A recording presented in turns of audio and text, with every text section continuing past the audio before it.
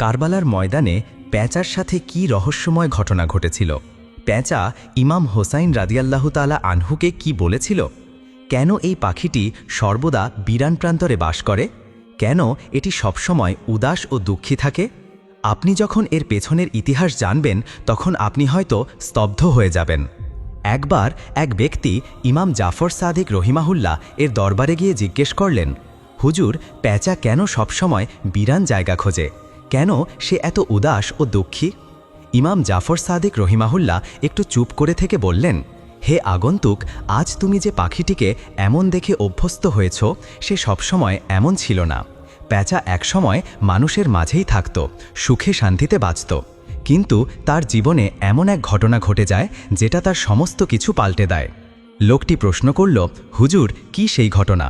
ইমাম জাফর রহিমাহুল্লাহ বললেন, এই পেঁচাটি রাসূলুল্লাহ সাল্লাল্লাহু আলাইহি ওয়াসাল্লামের বংশধরদের ভালোবাসত। একসময় সে নির্জনে থাকত না, কিন্তু কারবালার হৃদয় বেদারক ঘটনার পর থেকেই সে নিঃসঙ্গ হয়ে পড়ে।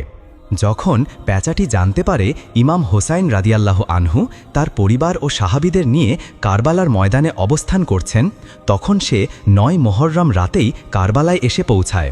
সে ইমাম হোসাইন রাদিয়াল্লাহু তাআলা আনহুর কাছে এসে বলে, হে হোসাইন, আমার জন্য কি আদেশ? ইমাম হোসাইন রাদিয়াল্লাহু তাআলা আনহু বললেন, হে পাখি, তুমি এখান থেকে চলে যাও, কারণ আগামীকাল এমন এক মুসিবত ঘটবে যা তুমি দেখে সহ্য করতে পারবে না। কিন্তু পেঁচাটি কাঁদতে কাঁদতে বলল, হে হোসাইন, আমি এখান থেকে ফিরে যাব না। পীড়াপিড়ি করতে থাকলে ইমাম হোসাইন রাদিয়াল্লাহু তাআলা আনহু তাকে সেখানে থাকার অনুমতি দেন। তারপর যা ঘটল, পেঁচাটি নিজ চোখে দেখল কারবালার সম্পূর্ণ যুদ্ধ। দেখল কিভাবে ইয়াজিদের বাহিনী নিষ্ঠুরভাবে ইমাম হোসাইন রাদিয়াল্লাহু তাআলা আনহু ও তার প্রিয় সাহাবীদের শহীদ করল। দেখল কিভাবে ইমামের পবিত্র মাথা মোবারক কেটে ফেলা হলো, এমনকি কিভাবে তার দেহ মোবারককে ঘোড়ার পায়ে পদদলিত করা হলো। এই ভয়াবহ দৃশ্য দেখে পেঁচার হৃদয় চূর্ণ হয়ে যায়। সে মানুষের ওপর থেকে বিশ্বাস হারিয়ে ফেলে, তার অন্তরে মানুষের জন্য বিদ্বেষ জন্ম নেয়। তখন থেকে সে আর মানুষের লোকালয়ে থাকতে চায় না। সে বেছে নেয় নিঃসঙ্গতা, এমন সব প্রান্তর যেখানে মানুষের ছায়াও তার ওপর না পড়ে।